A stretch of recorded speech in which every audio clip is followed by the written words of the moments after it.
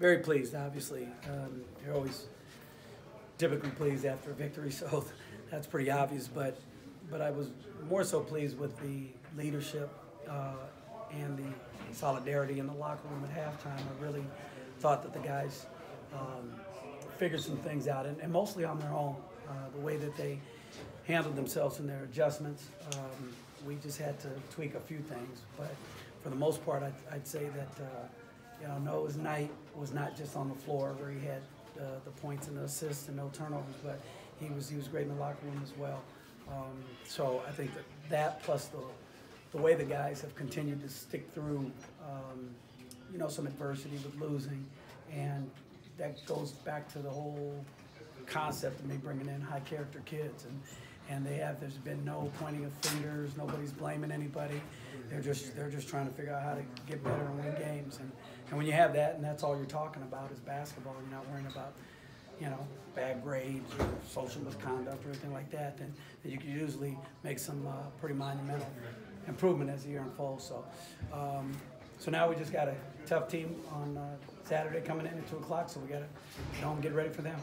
Do you think, you mentioned that character, do you think when you guys fell down 8 to start the game, that's what it goes back to, those guys not panicking? Yeah, I don't know if that part as much as it is, Mark, is just adjustments, but them listening and taking them, I told Amari, he was a little down on himself because he had a few turnovers. And I said, Amari, as a team, we only had 4. It doesn't matter who had them. As a team, we only had 4. So, yeah, you had 2 or 3 or whatever you had, but it doesn't. It's team. It's us. It's we. Let's just get out of your head, get to the next possession, and you'll be fine. And he had a great second half. He did. He made shots. He was really good defensively the second half, and he was able to let it go. And that's a sign of the maturity more than his character.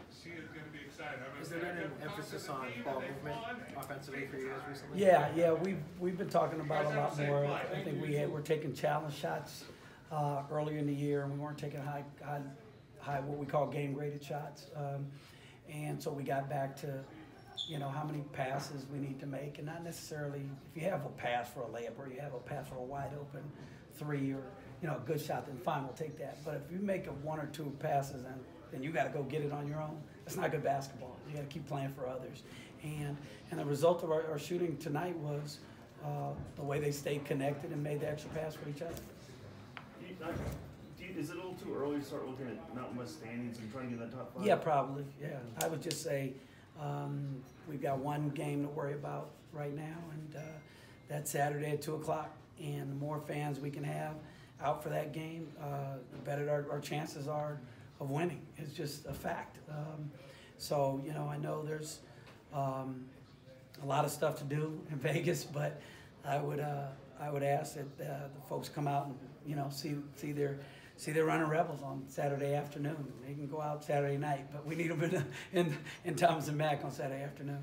I know you always think that each game is its own entity, but is there a way maybe you can build off tonight's effort to carry that? Yeah, I think anytime you went on the road, you want to be able to try to go home and protect the house. I mean, that's kind of the mentality of winning conferences, protect the home court, and then steal as many as you can on the road. It's just so difficult to win on the road. So I was very pleased with the victory, but I think the momentum that you're talking about, Mark, is just what we're trying to do as a program anyway. We're just trying to get better. We're just trying to show progress. We're just trying to improve. We're trying to become champions.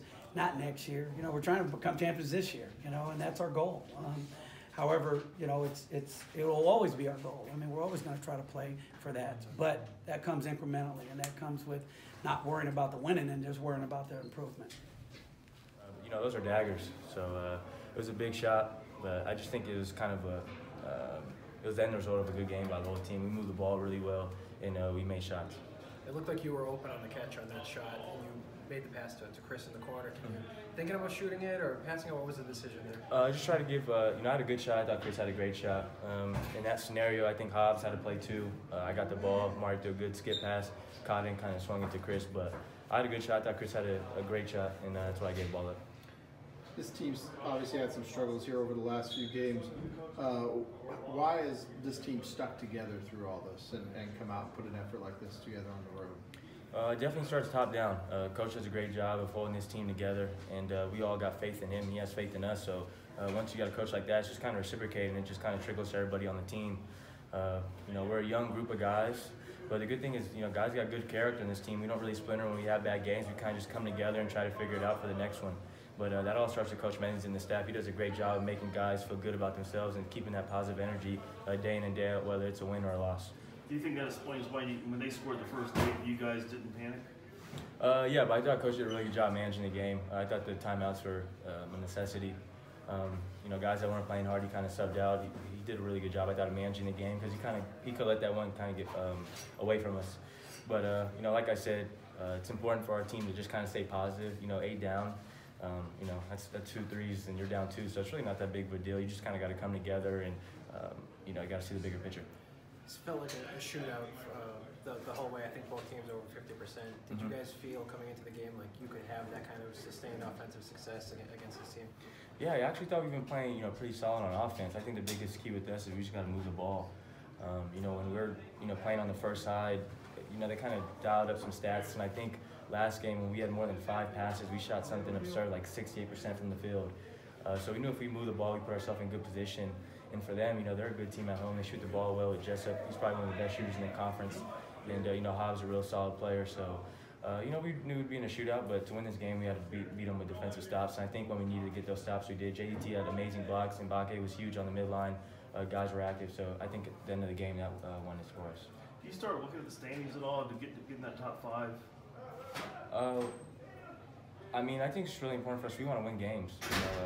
I don't know how the Mount West works. I think maybe the top 4 seeds get top 5 or top 5. Okay, yeah. Definitely want to buy in the tournament. That's big for us.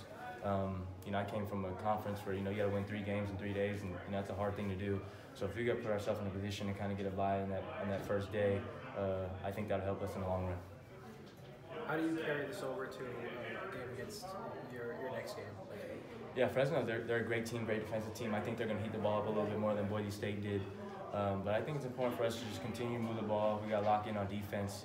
But they're a gritty team. They're well coached. They're playing great basketball right now. So we just got to continue to move the ball, be dialed in on defense. And I think if we do those things, we'll put ourselves in a position to win the games. This is a team that a lot of people question the outside shooting of this team. Coming into the year, and you guys have for the last month or maybe even longer been shooting it really well. Is that something you guys talk about, or do you try to not talk about it, or how do you just keep it going? I don't really talk about it. I said it in the press conference. I said I thought we were a great shooting team, and people kind of looked at me like I had 3 heads. But in all reality, I really just think that we were a bad shot selection team. I don't think we were ever a bad shooting team. So once we were moving the ball, I think we're a way better shooting team, and I think we've been doing that in conference play. We have, we have a good assist to turnover ratio right now. But it all starts with moving the ball. Like I said, if you look at, to look at a shooter, you just got to see his form. And I think for the most part, guys shoot the ball pretty well on this team, but it just all starts with getting good shots. If Steph Curry and Klay Thompson shoot bad shots, they're going to miss those shots. So, as being college players, you might got to make sure that we move the ball and we get wide open shots.